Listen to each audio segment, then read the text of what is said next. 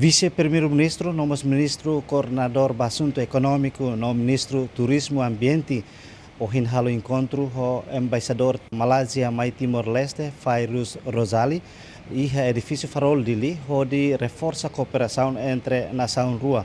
Liliu liga o assunto preparação Timor-Leste nian nebesesai presidência ASEAN e hatinan rehun rua ruanulu resensia. Tu irmã ita acompanha a declaração do vice-primeiro-ministro, nosso embaixador Malásia mai Timor-Leste.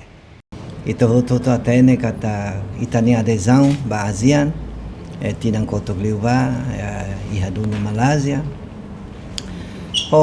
A família bot ASEAN toma ajuda, recebe apoio. Nós temos o parceiro de desenvolvimento Circelo e tatama dunia ba full member ASEAN niya. Mas Malásia altura ne hanesa host hanesa chairman o presidência da ASEAN. Senhor embaixador TATOLI ATUÁL Governu TL a preparação italiana ba ASEAN. Nós kontinua cooperação e a área oioin, a uso defesa, turismo, não temos comércio oioin e liu para capacitação.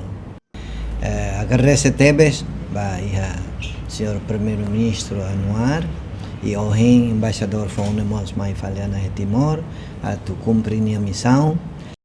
On behalf of the embassy, we look forward for continued cooperation and enhance the collaboration between the embassy and, of course, the Deputy Prime Minister's Good Office and all the ministries in Timor-Leste, and, of course, our excellent relations, bilateral relations between Malaysia and Timor-Leste is the platform for all the good, excellent and good cooperation.